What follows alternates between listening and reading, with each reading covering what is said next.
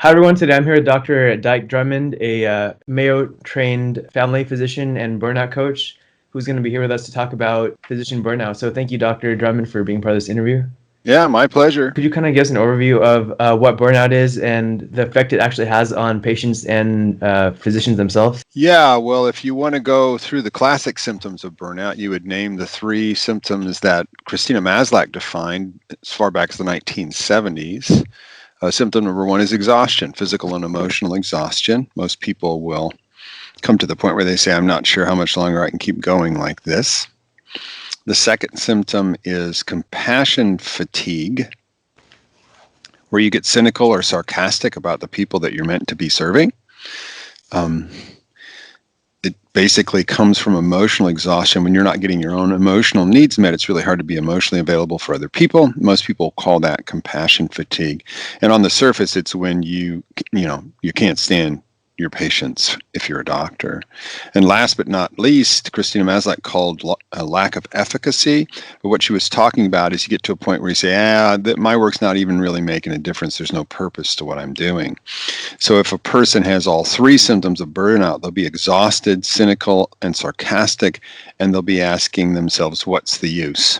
Another really common inner voice and daydream that I see in folks that are pretty darn burned out is you're driving into work and you might have some sort of daydream like fantasy that maybe if I'm lucky, I'll get hit by a car on the way to work so I don't have to see patients today. And then if you look at people who have taken tests like the Maslach Burnout Inventory, again, Christina Maslach from the 70s, and they score high on these three scales and are suffering symptoms of burnout. If you look at those people and you look at the quality of care that they provide, those higher scores on that burnout inventory are linked to lower levels of patient satisfaction, higher error rates, higher risk of a malpractice lawsuit, higher turnover. The doctors quit their jobs more often. The staff around the doctor quits, and the staff turns over more often. And on a personal level, it's linked to mental illness, drug addiction, and suicide in the doctor. And if you think about all those things happening, it also has obvious effects on the doctor's family. I say that burnout's a lot like the Charlie Brown character, Pigpen. If you remember that character, he's got a little cloud of dirt floating around him wherever he goes. That's what burnout's like. The doctor sort of carries it with him and it gets on everybody they touch. So if you look at the patients of doctors who are more burned out, medical errors, missed quality indicators, patient satisfaction, all those things are worse the more burned out your doctor is. There's all sorts of sort of like political maneuvering to try and say who's got the best burnout test. But the challenge is, it doesn't matter what burnout test you use, the higher a person scores, all of those effects happen at the level of the doctor and the doctor's family, the organization, the staff, and the patient's family. So it's just like a Russian nested doll of bad stuff. So burnout's bad in like 16 different layers. Mm-hmm. Okay, and so an unending layer cake of crap. okay, so could you walk us through a little bit of the pathophysiology, like what's actually going on in a burnout situation? So let me just tell your viewers / listeners where I get what I'm saying, because I'll be saying things you've never heard before. And that's basically because I am a family doc and I burned out of my practice when I was 40. I started a website and a coaching company called thehappymd.com 10 years ago. And at this point, I have approaching 3,000 hours of one-on-one physician coaching experience, where one-on-one I help doctors get better from burnout. And I've also trained 163 organizations on 4 continents and taught 30,000 doctors how to recognize and prevent burnout. So let me teach you one of the things that I discovered in my coaching that I've taught every doctor that would hold still since then. And it's about a popular misconception and a very popular metaphor. The metaphor is the Energizer Bunny. So if you imagine the Energizer Bunny, thumping his little drum and walking across your screen, a lot of people will use the metaphor when they're really exhausted of my batteries are run down. I just need a recharge. And that's absolutely inaccurate for doctors. And so let's bust that myth right now. So, and all I got to do is ask you this question, right? When the Energizer Bunnies, and I'm asking you this question, so I want you to give me your answer. When the Energizer Bunny's batteries run out, what does he do? Stops working, right? He stops. Okay. So I can look at any medical student, any resident, any doctor, especially if they're, a medical student, if they've got exams coming, or a resident or a doctor or a medical student, if they're in front of a patient. When do you ever stop? You can't really. And what would happen if you did? So the Energizer Bunny gets to 0 in his battery and he stops. But what doctors develop in medical school and residency and then use throughout their professional career is the ability to go below 0 in their energy levels. We're below the surface of the water. If you imagine an energy account that's like a bar graph, there's a full mark, there's an empty mark, but there's all this area below 0. We have the ability to show up when our energy is way below 0, when any other normal human being would call in sick. We never do, because medical school and residency, to a certain extent, is a survival contest. You must survive to win. Survival is number one. Are you with me? And it's not about batteries being run down. I say this, if what happened was a resident, when their batteries hit 0, stops, every morning in every residency program, everywhere in the world, you'd come in the morning, there'd be dead residents lining the hallway. And you'd have to scoop them up with a special dead resident shovel and throw them on the big dead resident pile in the back in the parking lot. And you'd have to go recruit a whole new class every day.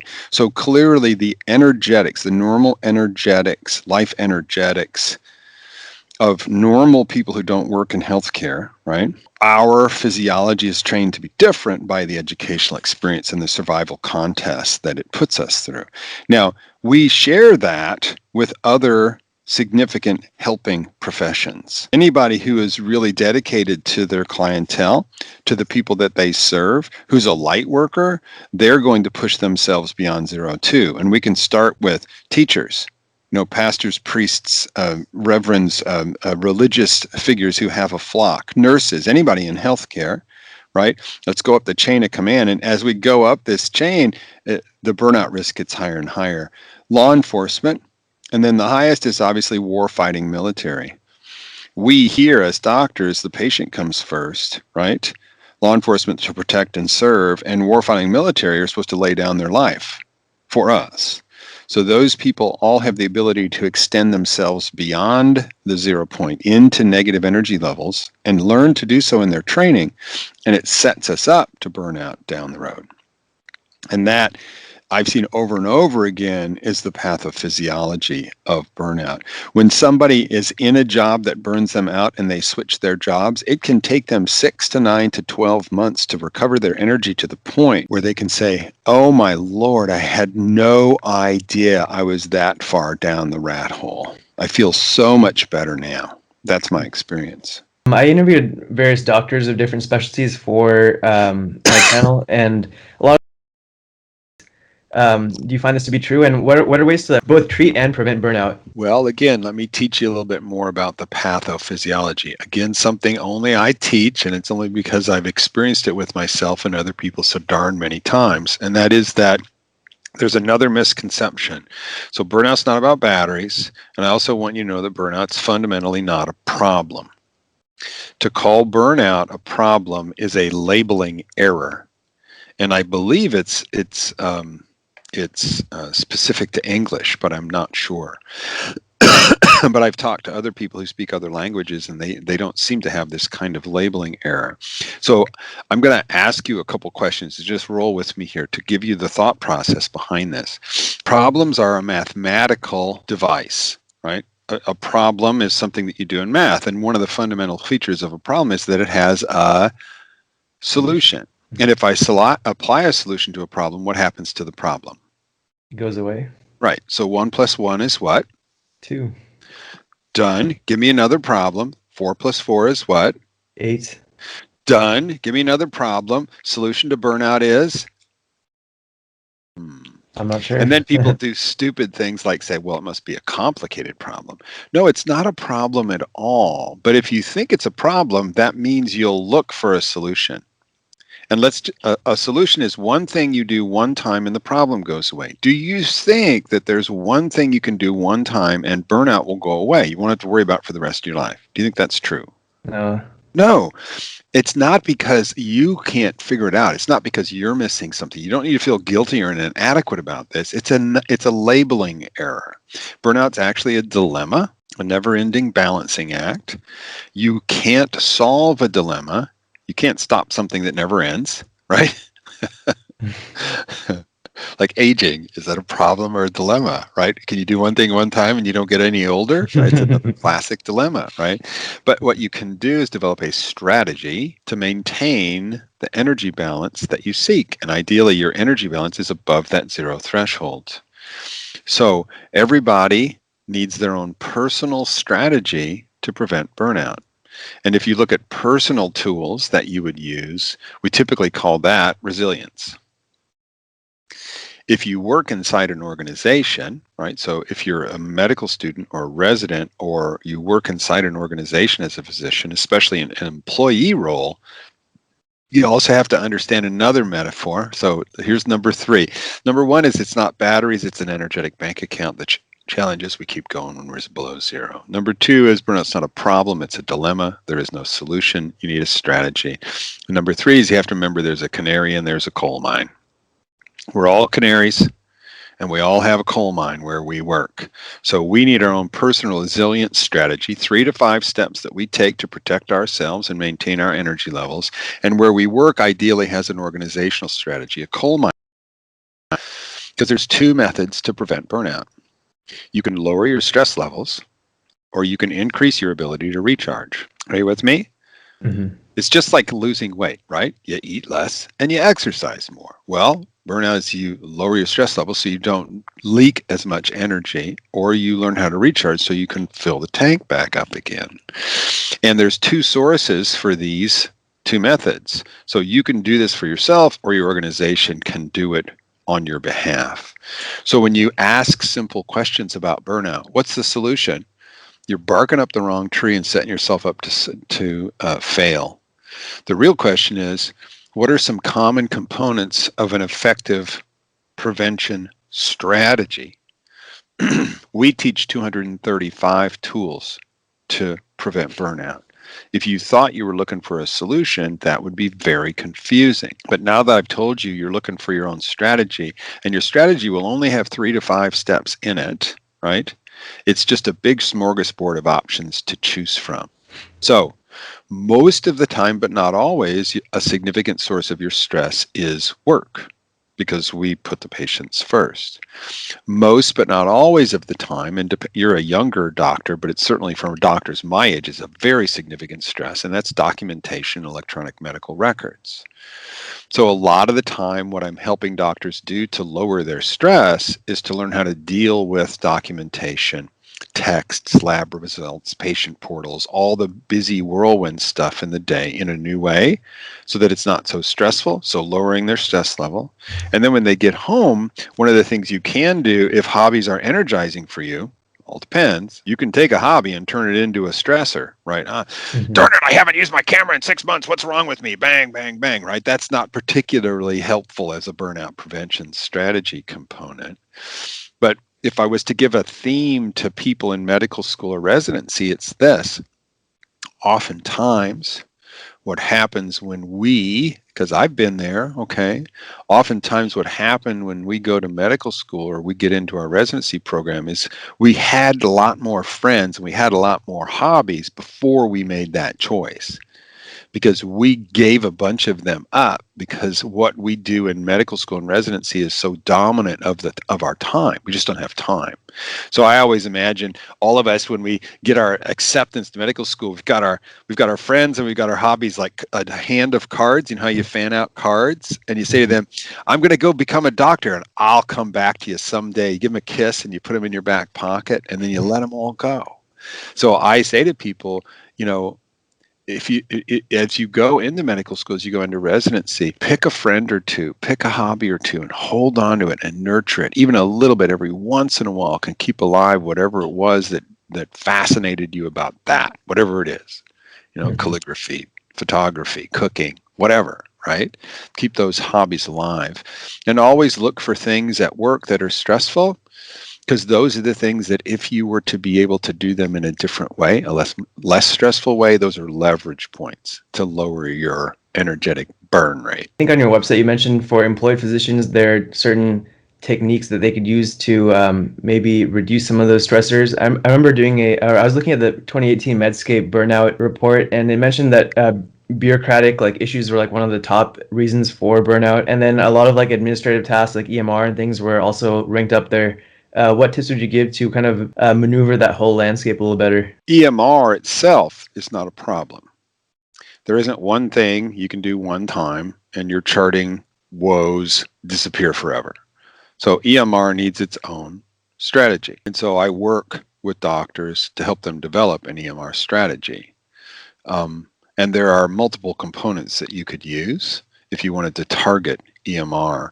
But let's just, so for instance, don't write the great American novel. You don't need punctuation, capital letters. Everything doesn't need to be spelled right, and more is not better. Template yourself up fully. EMRs are meant to semi-automate the documentation process. If you find yourself typing the same thing over and over again, template it. Learn how to use the software. If you're not a power user, find one. They usually hide because it's not popular to be seen to like the EMR. I never go in front of a crowd of doctors and say, raise your hand if you love your EMR, because those people who raise their hand would get stoned by the rest of the audience. They're there, but they will hide. So find a power user. Have them teach you some of their tricks with the software. Get a scribe, get a super MA. Show that it can be revenue neutral to your organization. Batch process things. Work with your team. Get your team to kick in and do more of the documentation so you don't have to. That's all a question of leadership skills.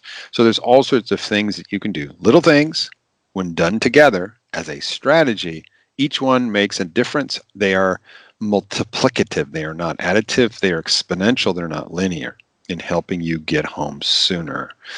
Inside a bureaucracy, doctors lack political skills. They lack communication and relationship skills to manage their relationships with their boss. Because if you think about it, a doctor is not being trained to be stuck in the middle of a massive bureaucracy, right? Mm-hmm. You're being trained to lead a clinical care team. But if you come out and you're an employee, and it's not uncommon for me to meet a doctor who is one of 5 doctors in a family practice wing, doctors that's part of a hospital system of 85 hospitals in 16 states. And so here I've got a person who in their front line with their MA and their work team, they're the apex, they're the leader of their clinical team, but there are literally 100 layers of bureaucracy above them. And one of the things that we know, especially if you're an employed physician, is this. One of the key causes of burnout is your relationship with your boss and the leadership skills of your boss. So if you happen to not have a particularly good boss, right, or you look up the chain of command and you don't have a boss, it can be extremely stressful. But even if you have a boss, most people don't learn the tools to manage their relationship with that person to lower their stress levels. And so one of the things that I've had to teach, and I've developed a whole training around it, is how to manage your boss. And basically it's the skills that you need to build a more ideal practice when you need somebody else's permission for some of the stuff that you'd like to put into place. Are there a couple tips you could just mention to you need to help be deal meeting with your boss regularly. Mm-hmm. You need to be meeting with your boss regularly and asking them what their goals are and what the organization is asking them to do and how you can help. Oftentimes what happens is I ask whole rooms of doctors this all the time. Hey, if your receptionist came back to you in the middle of a work day and said, hey, your boss is out front in the waiting room, wants to see you between your next two patients, is that a good thing? And they all laugh. And they say, no, I'm in trouble. And I said, what makes you think you're in trouble? And they all say, it's because the only time the boss shows up is when I'm in trouble. So if you wait for your boss to schedule meetings, they won't. They're too busy. This is almost 100% of the time this is true. They're too busy. And so what ends up happening is you don't have a relationship with them. They show up when you're in trouble. That's not a relationship. Relationships are made in conversations outside of times of trouble. So what I tell people is to schedule at an absolute minimum a half-hour meeting with their boss every quarter, just to get to know each other, just to have some meetings where nobody's in trouble. Because your ability to ask for what you need from your boss when you need something different for your ideal practice, your ability to ask for that and get a positive response depends on your relationship with that person. It depends on the amount of trust that's there. And the ratio, and you can look this up, it's the Gottman Institute work, the ratio of positive to negative interactions with your boss to build trust, that ratio is 5-1. If you only see your boss when you're in trouble, that the ratio you've got going there is 0-1. There's no raw materials for you to be able to influence them or have a relationship with them. Now, all these bosses, when I'm in front of groups of leaders talking to them, they all know they should be scheduling regular meetings with their direct reports, but they always get too busy because they're doctors. So you have to schedule appointments up the chain of command. And you also, because remember, you're the boss of certain other people, you have to schedule regular meetings down the chain of command. You need to manage these relationships. Now, you might say, well, that's not fair. I'm a doctor. I'm supposed to be seeing patients. I shouldn't have to do this crap. It's like, well, okay. Don't manage your relationship with your boss and see how that works out for you. I predict disaster. Well, I predict mediocrity. But if you want to have an extraordinary career, if you want to create an ideal job description, if you want to move in that direction, you're going to have to influence somebody to get there. You're going to have to get their permission sooner or later for something that you want to do. And managing your boss, having a relationship, regular meetings is the only way to do that in tribes of human beings. Mm-hmm. And are there differences, like in maybe like gender differences in this? Because oh God. Okay, so I'm noticing I'm a big old white guy, and you're a young brown man, right? Yeah. So I know, and again, it's revealed to me deeper and deeper every day because I'm open to witnessing it. I know that me in the United States of America is a big old white guy, so big old white guy. I have no discrimination against me. I am living large. I hail an Uber, they stop. I drive a nice car, they don't stop me. I speak up, people listen. And I also know that anybody who's listening to this right now, if you are not white, not a guy, not old, and not large, in any combination, you're being discriminated against. You're having to work harder than I did to achieve the same level of success. It's wired into American society. And it shows up everywhere inside the healthcare system, medical school, residency, in your practice. It's everywhere and it's all the time. And what we need to do as doctors is to get better and better, especially the old white guys like me, get better and better and better at recognizing it and better at calling it out in a way that doesn't make conflict worse, but gets people to recognize what's going on and modify their behavior. So I was giving this little vignette, the big old white guy, this little vignette in front of a crowd of doctors from Indiana. And it was a whole bunch of white doctors and one African-American man who looked like he was about 40 years old and was a successful member of their internal medicine subspecialist team. And he raised his hand and did one of the bravest things I've ever seen. He said, "You know what I don't like?" And everybody in the room just froze, because here's the one African American guy in the room going to say something, and I'm going off about discrimination, and he's going to say something. So you could hear a pin drop. Everybody's turned to face him. And he's looking up and left, and he says, "You know what I hate? I hate it when people call me articulate." And all the white people in the room cocked their head and didn't quite get it. And I said, "Tell me more." He said, "Nobody ever calls you articulate.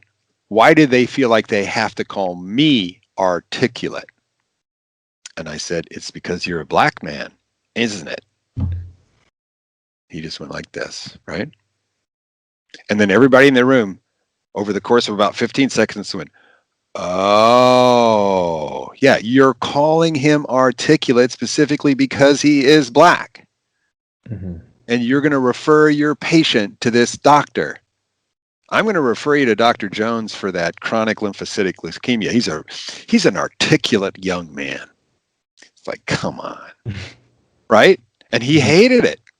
It's one of those unconscious, it's not like women, and I do this all the time when I'm in crowds too. What percentage of women in your age group have been told to their face, "I don't know why we let women go to medical school. You're just going to get out and have babies anyhow"? What percentage of people in your age group get told that to their face? I'm not sure. I know a lot of them get mistaken for like being nurses. Yeah, there's that. That's unconscious on the part of the patient. It's still over 50% get told to their face by a physician, typically on clinical rotations amongst older doctors like me. The younger generation, my kids are in their 20s, right? They're much more colorblind, race blind, religion blind, sexual preference blind. Not so much in my generation, right? But yeah, all bets are off if you're not a big old white guy. Yeah, well, there isn't a medical student or a resident that's a big old white guy. You're not old. You missed the old piece, right? So you're going to be dissed for being young, right? Mm-hmm. Right? And Yeah. then we can add it on. You're young and brown, right? So I don't know what to say. Yes, discrimination's everywhere. And you have to figure out a way to call people on it. And I know you've done this dance. How do you point something out to somebody in a way that doesn't make it worse, right? I'll give you a personal example of a learning experience I had just recently. So I was on one of my coaching calls where we had a whole bunch of our retreat graduates on it. And I was commenting on somebody who was really pushing way too hard on their team. And I used the word slave driver. Wow, you're being a real slave driver. And one of the African American women on the call piped up and she said, "Hey, Dyke, just one thing." I said, "Sure. What is it, Kim?" She said, "Dyke, you might want to use the word drill sergeant. That slave driver thing doesn't look good on you." And I stopped dead in my tracks and said, "Oh my, that's a common turn of phrase that I was unaware," right? Mm-hmm. It's just rote. It's reflex. It's like, wow, I don't use that anymore. Mm-hmm. But somebody had to I had to be open to the feedback, and somebody had to give me feedback in a way that didn't make it worse. But that was a very interesting learning experience for me, and I don't use that turn of phrase anymore, regardless of who I'm talking to. So I guess a lot of it on the person being discriminated side, you'd recommend maybe to just like speak up and like seek opportunities a little bit harder, maybe. You got to pick your battles, right? Mm-hmm. You got to test the water. The last thing you want to do if you're being discriminated against is make whoever that is, and typically they're in a position of power over you, even more hostile. Whistleblowing probably isn't the best thing for the whistleblower, typically, right? But I think there are teachable moments as long as you're not in any danger, right? Pick a teachable moment and be a teacher and see if you can turn it, because ultimately what you're talking about is your own personal work environment. I mean, typically if it's somebody on the street you're never going to see again, right, you're probably not going to do anything to teach that person. But if it turns out it's one of your call partners, you're new here and you're a month in and it's one of your call partners and you want to raise your kids in this town because you're a newly graduated resident, well, you're probably going to invest some time and energy in picking your teachable moments and being a teacher for that person. Going on to more of the other aspects of burnout, one thing could be certain specialties seem to be more susceptible to burnout, perhaps due to like difficult patients. And you have a section on your site dedicated to having difficult conversations with patients. Could you kind of give Right. some tips on maybe like dealing with like having those conversations and Well, what to do in circumstances? first of all, let me comment on different specialties have different susceptibility to burnout. Every doctor is susceptible to burnout because the patient comes first. That programming, we don't learn an off switch in residency. It's one of the things that I teach. And you have to be able to turn that off because the patient can't come first 24/7, 365, and you have any hope of being a normal human being. You're going to be just a greasy mess on the floor, and you're going to kill yourself. So every specialty has different types of stressors, right? So a neonatologist in the NICU who sees ungodly preemie babies and loses them all the time, an oncologist, right? All their patients have cancer, a general surgeon, a trauma surgeon, a pediatrician in the community, a family doc, all have high levels of stress compared to other non-helping professions. If you look at the Medscape, annual survey of who burnout rates and stuff, that's just statistical crap. There's no reason to say, well, we're not as burned out as the oncologists are. There's no reason to do that kind of stuff. But one of the things that I found, regardless of who you are or what you do as a physician. And one of the things for anybody on your team, from the receptionists through the MAs and nurses, everybody on your team, one of the things that's really disheartening is when you get in an argument with a patient or you have a patient that's upset and unreasonable. Because it almost never goes well because nobody teaches you how to deal with those people. And as you look back on this, it's really quite painful. Like, you could feel bad for weeks after a particularly nasty patient encounter. And if you don't know what I'm talking about right now, you will, because nobody gets away without having these things. And what I found was that there's just some basic principles to dealing with that kind of a person that anybody can learn. And I put them into a video that I recorded like 5 years ago in my back bedroom, and now it's got 120,000 YouTube hits, right? So the rules are this, and there are some old-fashioned sayings that give you a hint, right, of how to proceed. So one of those old-fashioned sayings is, nobody cares how much you know until they know how much you care. And there's also a video on the internet, if you or your listeners have not seen this video, please go watch it. It's called It's Not About the Nail. It's not about the nail. Just punch that into the internet and you'll find a YouTube video. It's a comedy sketch about a woman with a nail in the middle of her forehead. And her husband wants to talk about the nail in the middle of the forehead, and she says, "You're not listening to me." So it's not about the nail, right? So what happens when a doctor walks in with a really upset patient? What do? We try to solve their problem. Now let's just go back to your relationship with your significant other. If your significant other is upset about you and you go in there and try and fix their problem, what are they going to do? They're going to feel better? No. They're going to say, "You're not listening to me." Nobody cares how much you know until they know how much you care. So the first thing you have to do when you're going in with an upset patient is to notice that they're upset. Don't try to ignore that they're upset. And say something like, "Wow, you sound really upset." And they're going to say, "I'm not upset, I'm frustrated," or "I'm not upset, I'm angry." Doesn't matter what they say in response. You've noticed they're upset and you're putting it out there. "Wow, you look really upset." One of the things that happens to doctors, if they say, "No, I'm frustrated," you might think, "Oh man, I got it wrong. I should have said frustrated." No, no, no, no, no. You got that person to look inside and actually identify the emotion they were feeling. And then the best response, since they want to be heard, they want you to care, is to just say, "Tell me about it. You sound really upset. Tell me about it." And they tell you about it. And you think they're going to go, if I say that to somebody, they're never going to stop talking and I'll be an hour behind, right? It's like, no, it takes about 90 seconds for them to exhaust themselves if you actually listen. "You sound really upset. Tell me about it." Let them speak. Figure out what's going on, right? And then say, "I'm so sorry that's happening to you." You saying you're sorry is not taking responsibility. It's empathy. As a human being, if I was in that situation, I would feel terrible too. "I'm so sorry that you're having that experience today." And then, "What would you like me to do about it?" And they'll tell you. And then you negotiate. "Well, I'm willing to do this, but I'm not. I need 90 more Percocet." I hear you, right? Mhm. Not going to happen. Or whatever, right? You have a negotiation, but they've had a chance to be heard, listened to, empathized with, so that what typically happens is a whole bunch of the emotion of the encounter goes away, except if the person's a psychopath. And you have to have your psychopath meter on, because there are certain people you call security on. There are certain people you walk out and you call 911 and you get the cops in there, because they are not a person you could ever get to an equitable solution of their beef.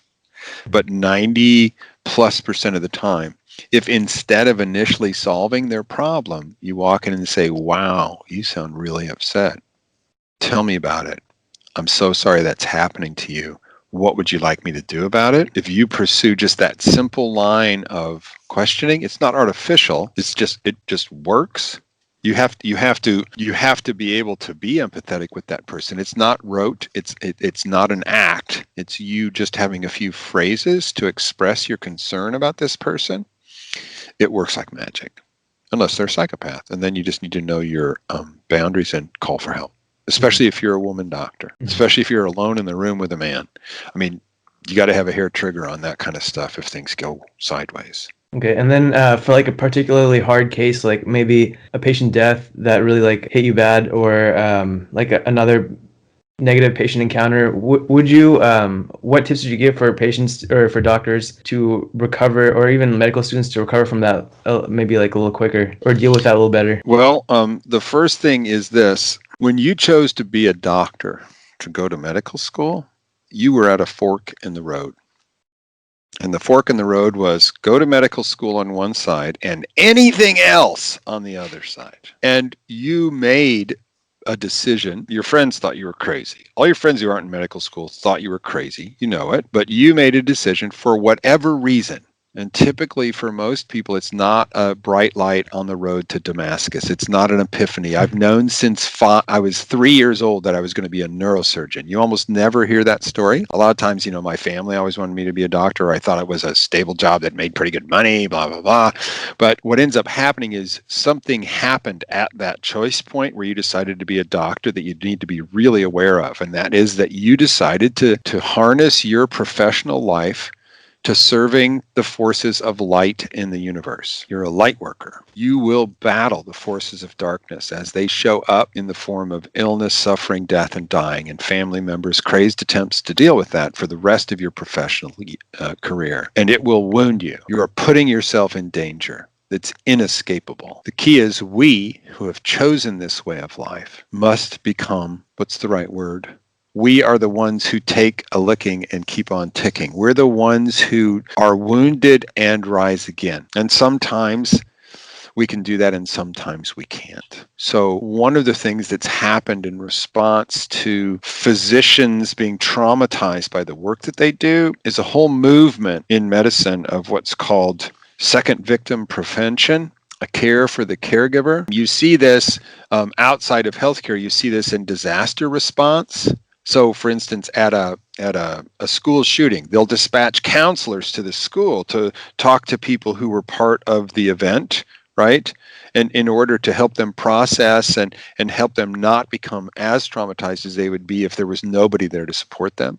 So I think it's really important, and you'll see this more and more and more and more in educational programs and in provider groups, that there are people who you can reach out to, that you can get support from, that you can potentially take time off. If you've ever heard of Code Lavender, they'll actually take you off your shift if something bad happens and replace you with volunteers who are set up to take your place on a really, really bad day. So the industry is letting go of the old Iron Man, the old Lone Ranger Iron Man, what's wrong, you can't take it kind of attitude, and it's becoming more and more normal to receive help without needing to ask and to have systems of support when you ask. But it's really important to realize that you will be traumatized. It's not a question of if, it's when. I lost a baby. As a family doc who delivered babies, I lost a baby in the middle of the night as a third-year resident. I did nothing wrong. There was no explanation for why that baby died. But do you know what an amnion hook is? You might not. No. It's a little device that you use to rupture the membranes around the baby's head. Mhm. about the size of a pen, but it has a tiny, tiny little hook on it, just not even a millimeter tall. And you put it in and you pull it along the membranes, and it opens the membranes up. I have dreams of an amnion hook with a trigger on it, like a pistol, still, from having lost one baby in the middle of the night. If I was an OBGYN, how many babies would I lose over my career? A Do you think lot. it's more than one? Yeah. Right. So if you go in with your eyes open, I'm an OBGYN, you're going to lose babies. If you're really unlucky, you're going to lose a mom or two. The baby survives, the mom dies, the mom and the baby die. All those permutations are going to be there. Let's be real. Mhm. And what you've done is said, I will serve the light. I will come back as best I can, and I'll do it again because I chose this consciously. And sometimes something happens and it just knocks you completely out and you don't recover. But what we hope is that we can support our colleagues in a way that they do recover when the inevitably traumatic things happen to them. And Mhm. I'm not even talking about war zones. I'm not even talking about the third world. I'm talking about first world. You can't be a first world doctor and not be traumatized. Hmm. Much Okay. less, let's go be a doctor in Saudi Arabia or whatever, right? Hmm. You have another section on your site for tips that doctors can use to get home faster. What are some of those tips? Well, the EMR strategy, have an EMR strategy. See, most people are haters. Most people are really working way too hard on EMR, and it's less in your generation because you're digital natives, right? Mhm. I'm not digital native. I remember when we used to load programs into computers on floppy disks, and you get 14 of them to load a single program, right? And you have no idea what I'm talking about. So, anything that you find stressful or time consuming in the office, in your practice, in the hospital, wherever it is that you work, most of the time people hate the things that are stressful. When actually, the more you hate it, it should have a big red light on it saying, fix me, fix me, fix me. Because if you can make a little difference in a big time waster that pisses you off, if you can make just a little difference, it can get you home way sooner. So the big ones that I see, and again, like I said, 235 tools, I can tell you some of the most popular ones to actually pick apart and build yourself an EMR strategy. Write shorter notes, template, team documentation. And again, I would have to go into detail to teach this adequately. And certainly with an individual coaching client, it's a one-on-one detail kind of thing, but the principles are there. Stop fighting the EMR, stop hating the EMR, and dedicate yourself to becoming a power user. Because the only reason, if you're an EMR hater, here's what I mean. You personally believe that the devil himself in the fires of hell wrote every line of the code for your EMR, and each time you put your fingers on the keyboard, he's digging his fingernails into the backs of your hands. That's a hater. Haters postpone their documentation till the end of the day. They also tend to write the great American novel in the middle of the night after they put their children to bed. It's a nightmare. So, unless you really believe that EMR is a temporary fad and it's going away, there's only one reasonable thing to do, and that's find a power user and dedicate yourself to becoming one too. Does that make sense? Yeah. So, an EMR strategy is important. A huddle is important. Huddle with your team before you start to see patients. So, you put the fires in your day out before you are actually seeing patients. You'll get home probably 3 to 5 minutes earlier per minute in the huddle than if you don't huddle up. And then having a batch processing strategy for digital tasks and administrative tasks. So don't deal with every lab result as it comes in and let it interrupt your flow with the patients. Put all the lab results in one pile and go through them one time in the day. It takes you 5 minutes, just run the whole stack. Batch processing. And those are the three biggest things to get you home from work. EMR strategy, huddle, batch processing. Those will make a big difference. And deploy them one at a time. But if you've got all three up and running, you're getting home at least a half hour earlier than before you started any of them. When would you recommend maybe doctors transition into like a different aspect of their career, maybe more into like administrative work or like part-time work, or maybe a different specialty, or even maybe like a non-clinical job? And how would you recommend they do that? Um, And again, let's go back to a foundational principle, right? And this is something that almost no doctors do. Even as a medical student, it's really important to be sitting down every once in a while and building your ideal practice description. Meaning, and again, it won't become clear until you're farther along your educational path, but it's important to say, my ideal practice. What kind of patients are you seeing? Doing what kind of stuff for what kind of hours and what kind of pay with what kind of team and what kind of organization where in the world? And most of the time when I ask doctors, even if they've been in practice for 20 years, what's your ideal job description? And I describe it like that, all I get is dead silence on the line. And they say, I have no idea. Nobody's ever asked me that. That's because nobody cares. They want you to fulfill your job description. They want you to graduate from medical school. They want you to graduate from the residency program. They don't care what you want. Only you can identify and care about and actually implement the things that you want in your life. So I don't tell anybody to do anything. I say, what's your ideal job description? And they say, I don't know. And I say, well, that could probably be the best thing we could do in the first part of our coaching relationship is to work a process so you can figure out what you really want. Because here's another thing that I've found.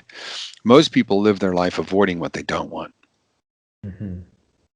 And I just want to be really clear. And again, this is simple, but it never fails. It's like gravity. It's just true. You can avoid everything you don't want, and you still won't get what you want. Because the only way to get what you want is to decide what you want and go get it. But doctors are steeped in diagnosis and treatment. We're steeped in finding, isolating, and taking care of the things we don't want, the things we fear, the bad stuff, the problem, the pathology. And you have to turn that around a little bit in order to get more of what you want in your life. Okay. Well, thank you so much, Dr. Drummond, for spending this time with us. Yeah. If anyone's interested in finding more information either about you or about burnout, where can they find you? Yeah, the best place is at thehappymd.com. And so it's the word the, T-H-E, thehappymd.com. If you don't put a the on the front, it's a porn site, so don't go there. At thehappymd.com. And we've got all sorts of free resources. The 235 ways to prevent burnout, that's a free report you get at the site. And we got about 256 blog posts at this point. So all sorts of stuff around. We do retreats, we do trainings all over the world. So all sorts of information about how to recognize and prevent your own personal burnout and leadership tools for leaders to create a healthier work environment. Okay, great. Well, thank you again so much. Yeah, my pleasure.